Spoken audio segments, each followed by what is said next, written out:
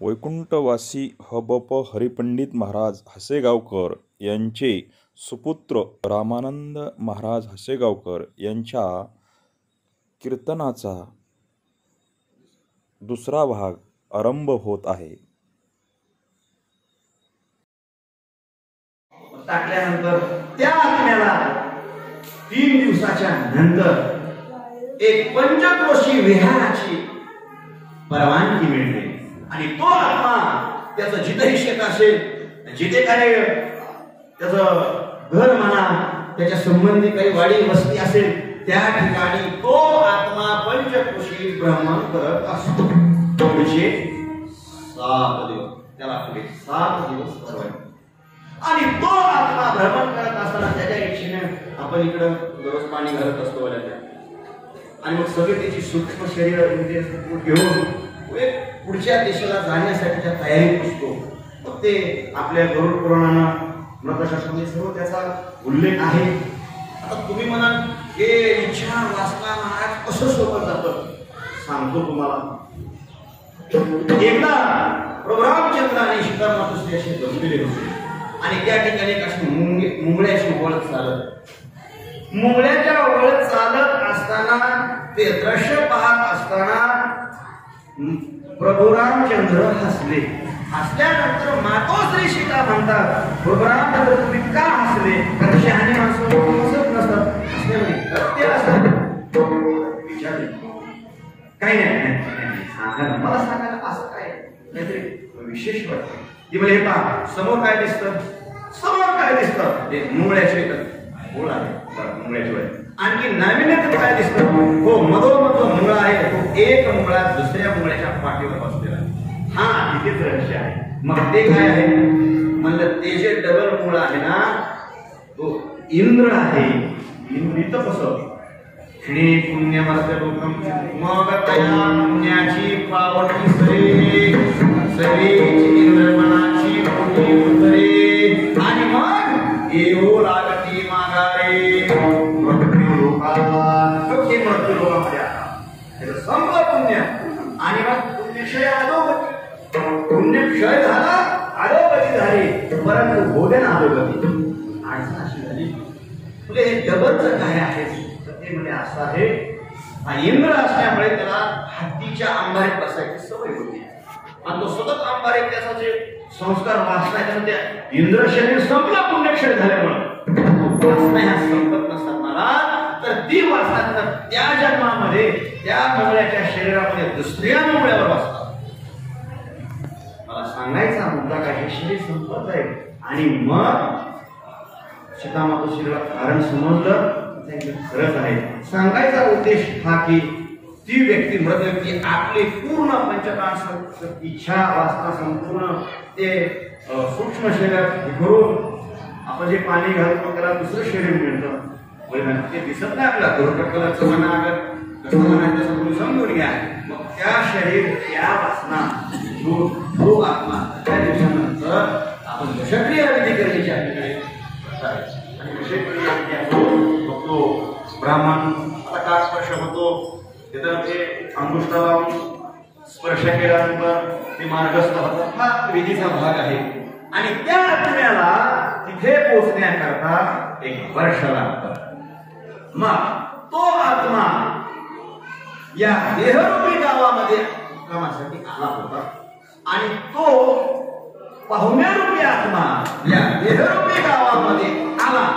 आता काही पाहुणे येतात आणि 1 तासात निघून जातात. कारण निघून जातो त्यालाच काय म्हणतात? पाहुणा. आणि राहतो त्याला काय म्हणतात? मालक. मग काही पाहुणे तासभर राहतात आणि निघून जातात. मी म्हणतो बाळ आता जन्मलं आणि 1 तासापूर्वी देवाघरी गेलं की मग हा आत्मरूपी पाहुणा या देहरूपी गावामध्ये आला, तासभर झाला. मग कोणचा पाहुणा 60 वर्ष 100 वर्ष राहतात, परंतु जातात कायम नाही. म्हणूनच त्याला आपण पाहुणा म्हणले ना. आणि मग हा पाहुणा या देहरूपी गावातून जो गेलेला असतो ते संपूर्ण आपले ज्ञानेंद्र पूर्ण इच्छा वासना आकांक्षा अपेक्षा पूर्ण समवेत तो घेऊन गेला असतो आणि तो गेल्यानंतर तो त्याचं आपला विषयीचा मार्गक्रमण करत असताना त्याने जे जे जीवनात केलं. आता कसं आहे, मनुष्य किती वर्ष जगला याला काय महत्व नाही, मनुष्य कसा जगला त्याला खूप किंमत आहे. कारण किती वर्ष जगायचे करून ते करायचं भूपतच पोटाने करायचं आम्ही जीवेच्छ रक्षित आम्ही 100 वर्ष जगलो नाही. तो कोपर आहे 40-42 वर्ष, ज्ञानोपर आहे शंकराचार्य, परंतु क्रांती किती महान केली आहे की आपले 105 वर्षाचे 10 वर्ष जाऊन जगलं ते आपल्याला सुद्धा ते होणार नाही.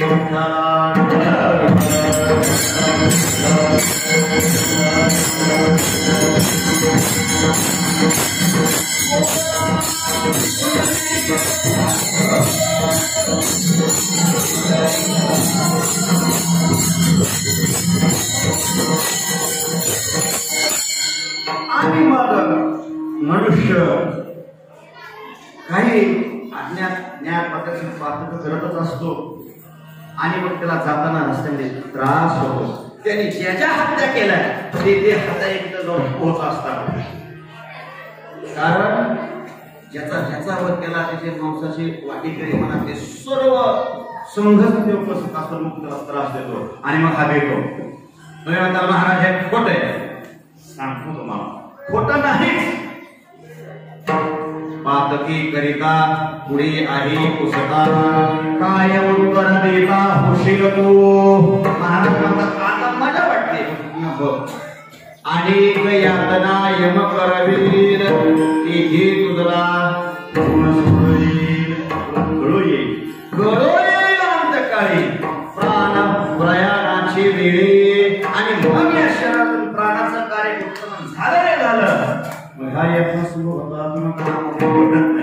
सांगतो का पटत नाही, हा आपण त्या भावनेने त्या दृष्टीने विचार कसा करत नाही म्हणून आपल्याला पटत नाही. सांगतो आपण झोपल्यानंतर आपल्याला स्वप्न पडतं. काय स्वप्न पडतं? 4 वर्षाचे माणसं येतात, एक काठीने हातात, आपण पळायचा प्रयत्न करतो, पडू शकत नाही. मग घटतो, मार खातो, चौकातो, बोलतो, रक्त घालवतो आणि मग हे सगळा तुम्ही अनेक अनुभव घेतले असतील.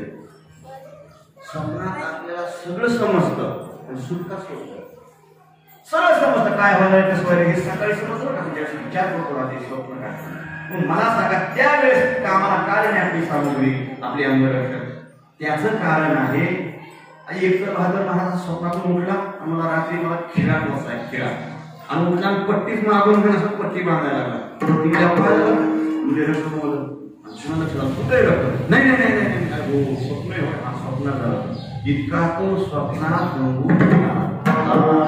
आणि मग त्याच्या पुढे सारे स्वप्न आहे. म्हणजे त्या वेळेस आपल्याला वेदना होतात जाणवत नाही म्हणून त्या झाल्या नाही असं म्हणायचं का. आता मी तुम्हाला म्हणलं तुम्हाला पहिल्या जन्मात नाकाला गेला तुम्ही मान्य करताल का? नाही मला का करणार नाही. त्याचं कारण आहे आठवत नाही. मग आठवत नाही म्हणून ती गोष्ट घडली नाही का सांगा. तर कसं आता लहान मुलं आता आपण ह्याला हाणलं ते रडणार हाणल्याबरोबर आता तास काय तसं मार रडत परत शांत राहील ते उद्या परत मोठं होईल. त्याला आजचा कार्यक्रम आठवणार नाही. आणि आपण मोठं झाल्यानंतर एखादा साहेब झाला त्याला भेट झाली तर तुमचंच करा ती आमच्या आमच्याचा हो महाराज मीच आहे आणि तुला लय हाणला की रडणार तू मान्यच करणार नाही का. तो म्हणणार मला आठवतच नाही. मग त्याला आठवत नाही तो नाहीच म्हणणार. आम्ही तुम्हाला 4-14 घेऊन जाणार महाराज ह्याला आणलं होतं नाव आधार कार्ड चेक करा खरं आहे का. हो महाराज खरं. मग कोण नाही म्हणतो ह्याचं काय. मग हे आहे म्हणतात ह्याचं काय. आता या आहे आणि नाहीचा विचार कसा सोडवायचा महाराज. आता मला सांगा त्याला नाही म्हणतो आपण तर जाण करा. तुम्ही काय म्हणा तू लहान होता कार्यक्रम घोड्या करायला लागला आणि मग तुला मारलं तू अर्धा तास रडला. परंतु त्याची साक्षीदार आम्ही आहे तुझ्या आईवडिलाला विचार. मग तो कुठे तरी विश्वास ठेवतो हे कार्यक्रम सत्य आहे. तसं व्हिडिओ शूटिंग असेल तर बरोबर एखाद्या माणसाला साक्षी पुरावे हा हे खरं आहे हो आणि मग त्याला काय पडतं खरंय मग तो मान्य करतो हे सिद्ध करतो की याने मारलंय मग असा सिद्धांत तो जीवनामध्ये धारण करतो जरी आठवत नसलं तरी आपल्याला दुःख झालं नाही असं म्हणता येत नाही आठवत तुम्ही आता म्हणाल जाताना कसा झाला आठवत नाही म्हणजे नाही का आता आपण लहान रडला असतो पण त्रास झाला तर आठवण नाही म्हणायचं त्या वेळी आपल्याला नको वाटत असते म्हणून तर लक्ष दिले त्याला नको वाटतंय दुःख काही मग त्या जीवाला नको वाटतं तर अज्ञान असल्यामुळे त्याला त्याचा संरक्षण करता येत नाही तसं आपणही त्या वर्षभराच्या प्रवासामध्ये पारदर्शकच असतो महाराज त्रास होत नाही असं म्हणायचंच नाही मग मारिते तोडीते सोडीते यमाचे निष्ठुर भूसार तुम्ही म्हणता महाराज हे काय शब्द प्रयोग मारिते झोडीते मारणं म्हणजे ठीक आहे तोडणं म्हणजे ठीक आहे तोड बाजूला करणं जोडणं शब्द महाराजांनी कसा वापरलाय की आपल्या तरी कळलं मारणं आणि तोडणं जर नाही कळलं तर जोडणं म्हणजे कसं बी कुठं बी ते कसं करतात अनेक यातना यम करवीर हे तुझला आणि तिला कोण सोडणार आहे तुम्ही सोडवित नाही फक्त सोडवलेला तेव्हा पुन्हा देशाचा चौधरी सोडवित नाही ज्याच्याकडे किती पैसा आहे तुला वशिला लावून देतो बाबा पैसे पाठवतो ते म्हणते तसलं इतर काही केलंच नाही ते खाली पडतो लोक तिथं संपलंय आता सुरुवात झाली आणि भरपूर म्हणायचे पुढं आणि मग सोडवलं तर आपण जे पुण्यकर्म करतो ना काही अंशी दान करतो मासिकाचा नैवेद्य करतो मग ह्याच्यातून तेवढाच काही दुःखाला विश्रांती मिळाली आणि मग हा आत्मा प्रवास करत दुःखाच्या काही घेत या शरीररूपी भावामध्ये आलेला पाहुणा हे शरीर मुक्ती होण्यासाठी त्याचा धर्मशास्त्राने हिंदू शास्त्राने जो दिवस सांगितलेला आहे ह्याच्यातून मुक्त व्हायचा आहे पवित्र तो जायला शरीर मुक्त नाही झाला मला हे सांगायचं आहे परंतु त्याचं मित्र नाते होते हे संपलेलं नसतं महाराज कारण एखाद्या आरोपीला शिक्षा द्यायची असेल तर त्याला त्या गुन्ह्याचं काय पाहिजे ज्ञान पाहिजे काय सांगता आणि तुम्ही उलट क्लेम करता मग काय असतं त्या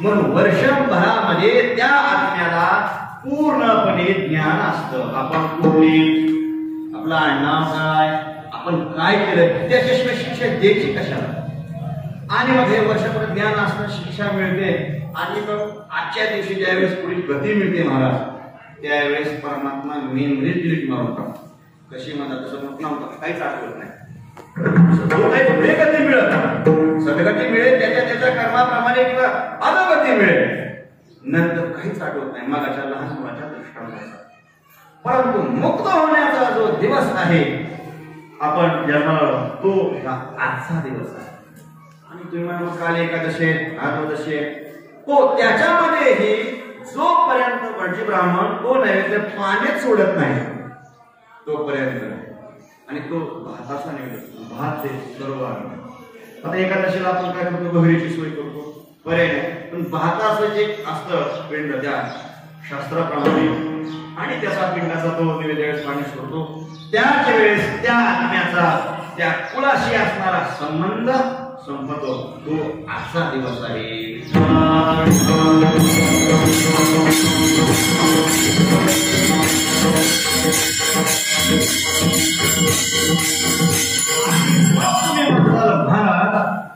इतक्या त्रासातून सुटायचंय काय करायचं कारण मरण तर कुणाला आवडत नाही का आवडत नाही असं कुणाला वाटतं का मरण यावं येतो तो भाग वेगळा आहे मरण माणूस का जो बदाम खातात काही लोक असे बॉडी गार्ड ठेवतात पुणे आणि त्याचाही त्यावेळेस मृत्यू कळतो त्यावेळेस बॉडी गार्ड त्याला गोळ्या ही अशी आपली सोय काही काही पहिलवान असतात काही माणसाचे 10-10 डॉक्टर असतात इतरी मित्र परिवार असतो पण एकही डॉक्टर कुणीच तो सोडवत नाही सोडविना तेव्हा कुणी सोडवित नाही आता काळी आणि मग परंतु हा जो मृत्यू आहे ते आपल्याला असं वाटतं ओ मृत्यू नकोय, मृत्यूचं दुःख नकोय. महाराज म्हणतात असं नाही. एक विंचू चालतो का विंचू, विंचू तो विंचू चालल्यानंतर किती दुःख होतं. आता ज्यांना श्रावण ज्यांना साक्षात पैकी सांगू शकतील बाकीचं आपण वर्णन जाणून घेऊ. महाराज म्हणतात कसलं दुःख. ती इंगळी असते बघा, ते विंचूचं ते शेपटी काढली त्याची इंगळी म्हणतात आणि असल्या 100 इंगळ्या त्याला तर ते उतारच नसतं त्या इंगळीचा असल्या 100 इंगळ्या का दंश केल्या जे दुःख होतं तितकं दुःख महाराज या शरीरातून प्राणोत्तरण करताना होतं. तुम्हाला सांगा किती ते दुःख वाईट आहे. आणि मग असं दुःख म्हणा किंवा आपल्या इच्छा अपेक्षा संपत नाही असं म्हणा, आपण काय करतो मृत्यू म्हणून प्रत्येक जण तयारी करतो. मला सांगा आता सुद्धा आपण मास्क लावतो, हॉस्पिटलला बिल असतो, हे कशाचं लक्षण आहे? मरण पण करतो आपण. परंतु ह्याने महाराज मृत्यू आपला टळत नाही. मास्क लावा तुम्ही, घंटे लावलेले, सुरक्षा असावी, ते कर्तव्य करण्याचा भाग आहे. परंतु मृत्यू हा फक्त लांबवता येतो,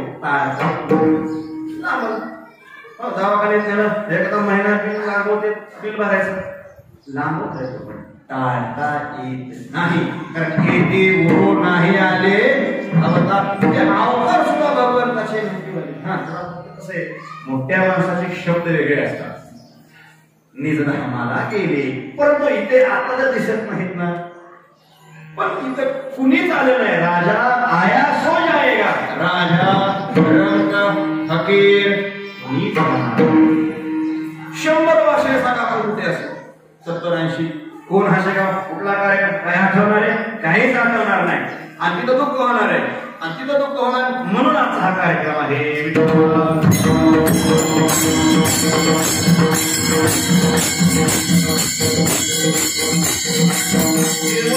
दुसऱ्यासाठी नसतं, आपल्याला सुद्धा सावध करतात, वेळेच्या आत सावध करतात. कारण एकदा वेळ गेली ना. आणि मग महाराज म्हणतात असलं इतकं मृत्यूचं दुःख. महाराज तुम्ही काय सांगता, माझं मरण संपलं. काय म्हणजे एक लोक विलक्षण भाषेत आपल्या भाषेच्या वेगळे माझं मरणच नाही, माझे मरणच नाही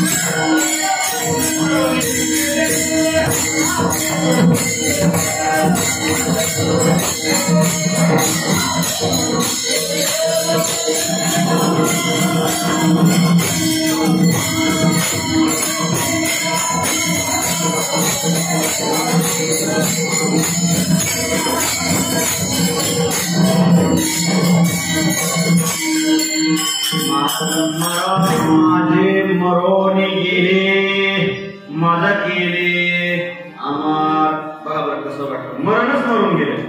परंतु आपण त्या पद्धतीने विचार करत नाही, अपुरेपणा. आणि मग असा महाराज असंच हे आपल्याला सांगतात की मरणा हाती सुटली काया, की मी मरणाच्या तावडीतून सुटलो. आता कसं वाटतं महाराज? मग आपल्याला वाटतं मग आपण का सुटत नाही? आपण सुटत नाही त्याची कारण वेगळी आहे. परंतु महाराज म्हणत असताना महाराज मरणाच्या हातून सुटलं, कुणी सुटलेलं नाही. भले तुम्हीच कसं सुटला? सुटलो त्याचं कारण काय आहे? महाराज त्या विषयाकडे बोट दाखवतात आणि तेच प्रतिपादन महाराज अभंगाच्या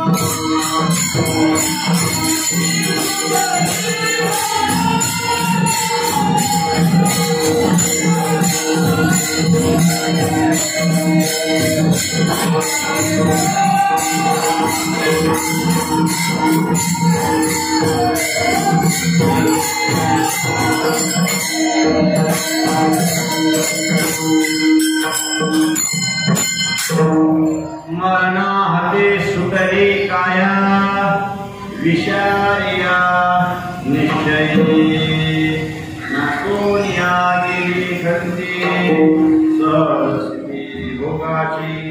महाराज म्हणतात मी ह्या मृत्यूच्या तावडीतून सुटलो आणि बोट मुलाकडे दाखवतात तर निश्चय आहे. महाराज कशाचा निश्चय केलाय तेही सांगितलं नाही, परंतु महाराज निश्चयाकडे बोट दाखवतात हे निश्चित आहे. आणि नुसतं निश्चयाकडे बोट नाही दाखवत तर विचार या विचारानं म्हणतात, या विचारानं या निश्चयानं मी मृत्यूच्या तावडीतून काय झालो सुटलो. मग सुटले महाराज मी खरं काय विचार केला, काय निश्चय केला, त्या काही गोष्टी महत्वाच्या आहेत. कारण विचार अनेक प्रकारचे, विचाराचा विचार आहे, अविचाराचा विचार आहे. आता बऱ्याच गोष्टी आपल्याला तिकडे चिंतन वेळ बराचसा होत आलेला आहे. संकल्पित वेळेमध्ये ही सेवा होणं गरजेचं असणं आपण थोडक्यात जाता वेगातच थोडा विचार करणं अपेक्षित आहे. तर विचार करावा का अविचाराचा विचार करावा आपण करतो, पण नको त्या गोष्टीचा ज्याचा की आपल्याला काही कधीच उपयोग होणार नाही करतो. कारण विचार ही अतिशय महत्वाची गोष्ट आहे. महाराज कधी कधी माणसं बोलतात आणि बोलतात अरे हो चूक झाली, ते आमच्या तोंडातून निघून गेलं, आलो महाराज कसं चुका. आणि मग आपला तो विचार आठवतो. बोलून विचारात पडण्यापेक्षा विचार करून बोला. मग हा तर जीवन मरणाचा प्रश्न आहे. महाराजांनी तर सगळा विचार केला, कारण महाराज विचार विषय आपण करतो परंतु विरुद्ध दिशेने करतो. मला सांगा आपल्याला मुंबईला जायचंय, आता जायचंय ना मुंबईला जायचंय, महाराज असं कल्पना करावी महाराजांना काळे महाराजांना मुंबईला जायचंय. मग त्याला ते गेले मध्ये बस गाडीत बसले, 5-6 तास झाले, प्रवास चालू आहे. आता मला सांगा तुम्हाला जायची मुंबईला इच्छा आहे का नाही? आहे ना? बोला की आहे ना? मग आता इच्छा आहे की मी गाडीतही बसलेला आहोत, साधनही आहे ना? प्रवास चालू आहे, प्रवास चालू आहे आणि 8-10 तास झाले. चंद्रकांत महाराज गाडी हे प्रवासात आहेत, पण ते विचारतात की मुंबईची नाही. पुन्हा अर्धा तास त्यांनी प्रवास केला. मुंबईची नाही कारण त्यांच्या प्रवासाच्या गाडीचं एसटीचं पूर्वेकडे जात इकडे नांदेडकडे. मग मला सांगा ते असं एक कन्याकुमारीला गेले तरी मुंबई काय येणार नाही. प्रवास चालू आहे, जाण्याची इच्छाही आहे, परंतु काय झालंय दिशा. तसं आपण विचारही करतो, निश्चय करतो, पण त्या निश्चयाला त्या विचाराला योग्य दिशा न मिळाल्यामुळं आपण मरणाच्या हातून सुटत नाही. हे त्याचं उत्तर आहे. विठ्ठला आणि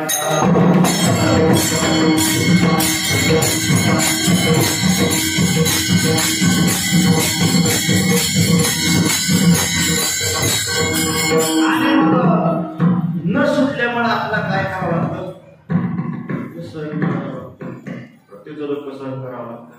कारण महाराज ज्ञानोबा आहे म्हणतात, अगा मर हा बोल नसते, माणूस मृत्यू हा शब्द सुद्धा ऐकून त्याला घ्यावंसं वाटत नाही. कल्पना करा, जसं ही गेट आहे आणि या गेट मध्ये समजा आदिरिके आले गोष्टी आले आणि सांगितलं आमच्याकडे 146 रायफल आहे, आम्ही आता फायरिंग करणार म्हणाल्यानंतर आम्ही सगळ्यांना विनंती आपण केली, बाबा हे पहा हे काय कुठून चोऱ्या सपाट्या घोटाळे करून आलेल्या काय म्हणून मारता बाबा. नाही ते काही असो, आहे वैष्णव आहे, ते लांबून कीर्तनासाठी महाराज आले कष्ट घेऊन आणि तुम्ही सरळ फायरिंग करा. नाही म्हणजे काय असो, आम्ही तर पाकिस्तानात असं करायला आता तसे परत नसतो ना आम्ही या काळात तरी माझ्यासारखं ठीक आहे. सगळ्यांना मारण्यापेक्षा कुणाला मारायचं मला कमी सांगा. आता मला सांगा, मी काय सांगणार त्याला. आता एखाद्याचं नाव सुचवलं तर आता कसा जातो, माझं नाव सांगितलं बघू महाराज कसा जातो, मी काय करेन, काय करावं लागेल महाराज अशा वेळेस. मग मी त्याला मला हे बघा एकाला मार, पण कोणत्या एकाला मार जे होण्याच्या अगोदर उठल त्याला. मग मला सांगा, हातवारी करा, किती जण उठते लोक, किती जण उठते, एकही हातवारी व्हायला झाली. अहो मी गोष्टीतलं सांगतो, गोष्टीतलं प्रत्यक्ष काय करतात गोष्टीतल्या माणसाने हातवर करत. इतकं माणसाला काय आहे, मृत्यूचं भय आहे, ते दुःख आहे, चिंता आहे. आणि या चिंतेतून जर तुम्हाला मुक्त व्हायचं असेल तर महाराज म्हणतात की हे जे चिंता आहे, हे जे दुःख आहे, मी ह्याच्यातून आता मुक्त झालोय बघा. कसं काय झाले महाराज, आम्ही चिंता काय झाली सांगू का तुम्हाला. ही जी चिंता, हे जे दुःख, हा जो त्रास आहे, आपण मी मुक्त झालोय आणि ही परत मला कधी होणार नाही. हे महाराज अभंगाच्या द्वितीय चरणातून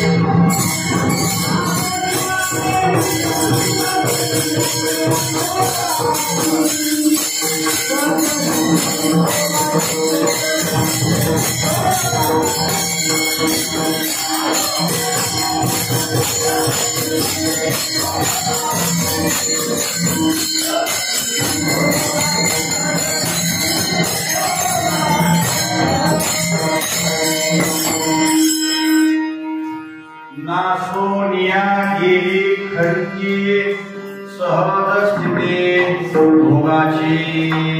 महाराज म्हणतात माझ्या जीवनातली ही जी चिंता होती, खरं चिंता दुःख हे संपलेलं आहे, गेलेलं आहे. का गेलं महाराज? महाराज म्हणतात मरणाच्या हातून काय सुटली, काय सुटली, माझी चिंता गेली.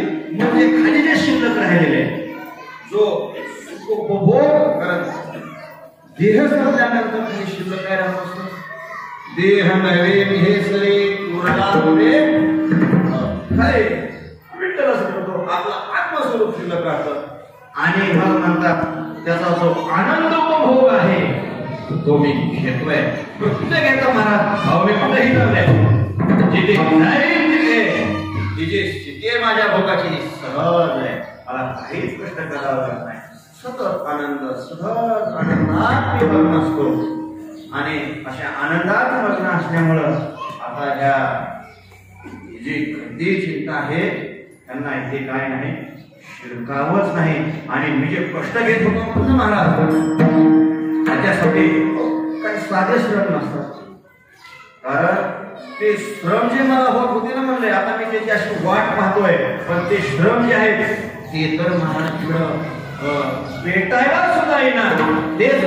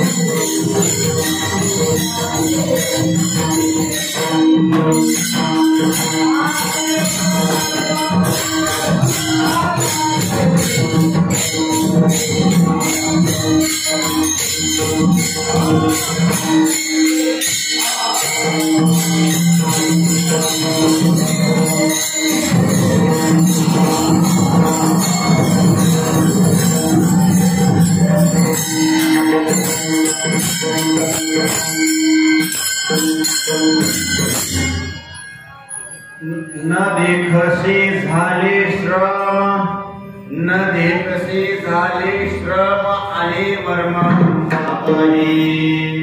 महाराज म्हणतात मला असं वर्म हातात आलंय आणि त्या वर्म हातात आल्याच्या अनुषंगाने हे श्रम जे होते श्रम हे पाहायला सुद्धा येणार. महाराज माणसाचं ज्यावेळेस काम असतं त्यावेळेस महाराज भेट घेतात. द्यावं पैसे, खूप काम आहे, निकडीची गरज आहे, खूप निकड आहे, द्या पैसे. आणि माणसाचं काम संपलं, भावलं. आपण विचारलं का हो तुम्ही आलेच नाही, आमचं काम झालं. तसं महाराज म्हणतात ह्या श्रमानं मला बेजार नका. श्रम इतके सोपे नसतात. पहाटे उठावं लागतं, माणूस ध्यानाला बसलं तर चिंता एका ठिकाणी श्री होत नाही. किती श्रम असतात. त्याच्यात एखादा रोगराई व्हावं, पण आता कुणाला विचार करा, दुःख तर कुणाला श्रम दुःख कष्ट कुणाला नकोय पण ते होतं. कुणाला असं वाटतं का आपल्याला मूळव्याध व्हावं, कुणाला असं वाटतं. असे श्रम कष्ट पण ते साधना करायला की माणसाला कुठेतरी व्याधी उद्भवते, काहीतरी दुःख होतं आणि मग ते श्रम होतात. कितीतरी श्रम करावं लागतात, सोपं नाही. आणि ही असे श्रम करत असताना महाराज म्हणतात मला हे वर्म सापडल्यामुळं हे श्रम माझी भेट सुद्धा दिसत नाही. न देखसे झाले श्रम आले वर्म आता हे.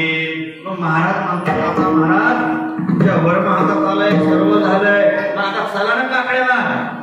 महाराज म्हणले काकड्याला आणि काकड्याला काय करायचं. अहो त्या भगवंताच्या करुणा भागायची हो काय करायचं. पाया लक्ष्मीचे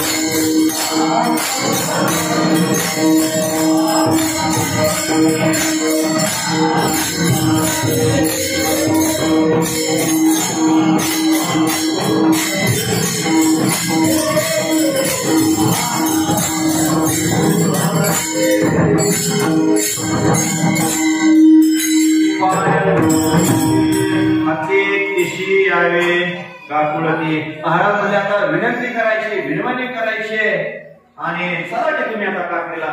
ते म्हणले असते विनंती विनवणी आता मला काही गरजच नाही. का गरज नाही महाराज. अभंगाच्या शेवटच्या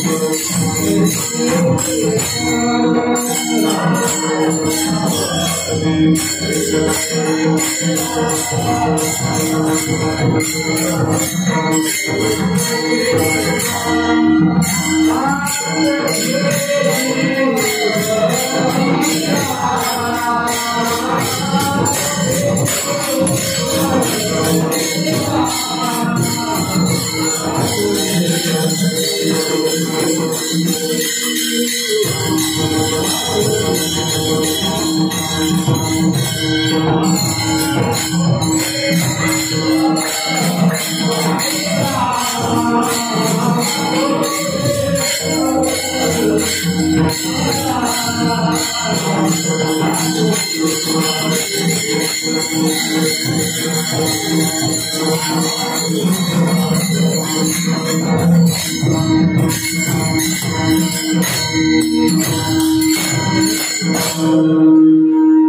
तुका म्हणे कैची केव कुठे जीव निराळा. महाराज म्हणतात आता वेगळं काही शिल्लकच राहिलं नाही.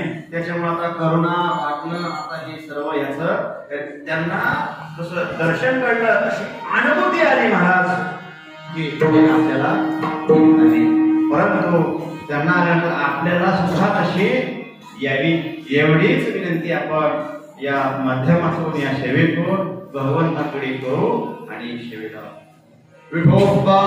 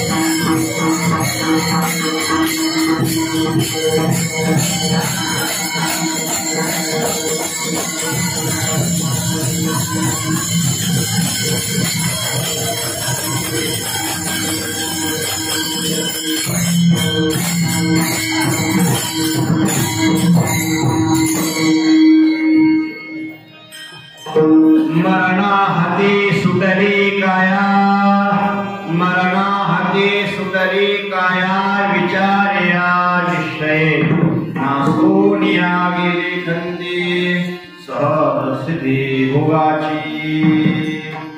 त्या निमित्ताने आजच्या या दिवसाच्या निमित्ताने पुण्यस्मरणाच्या निमित्ताने चिंतन सेवा ही आपली पार पडलेली आहे.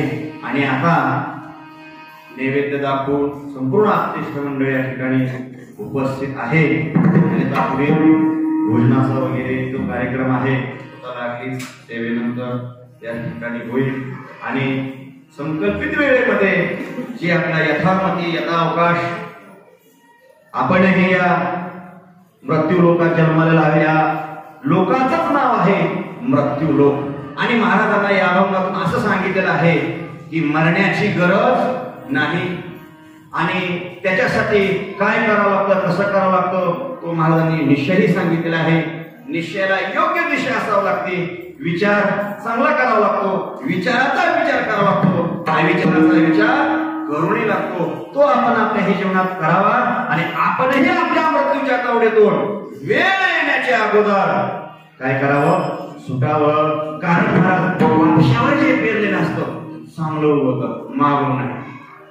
वापसा असतो का शहाणा शेतकरी शेतीत जातो पाहतो वरून वाळलेलं असतं आतून वाळलं असतं आणि मग बोट पायाचं दबलं की म्हणतो हे काय झालेलं आहे शेत वापशा. आणि मग वापशाला जातो जडवळ काढतो ते काय पेरतो आणि ते असं सांगतं महाराज असं सांगतं या वयाचं दिसतं येतं ते वापशावर. आणि मग चांगलं वापशाला येतं त्याचं पीक सुद्धा काही चांगलं येतं. कारण वेळेच्या अगोदर वापश मागास पेरलेलं नाही सर हे आपण शेतकरी वर्ग आपल्याला माहिती आहे. हे वापशावर झालं पाहिजे म्हणून दुसऱ्याचा वापसा पाहता पाहता आपलाही वापसा निघून जाईल महाराज. आणि आपल्यावर दुःखाची वेळ येऊ नये आपण सुद्धा हे वेळेत करावं हाच या लागेल. आणि आपली सुद्धा सुटका या काळाच्या पंजातून भले भले सुटलेले नाही, सुटका व्हावी एवढीच ईश्वराची प्रार्थना करू. ईश्वराला ज्ञानेश्वर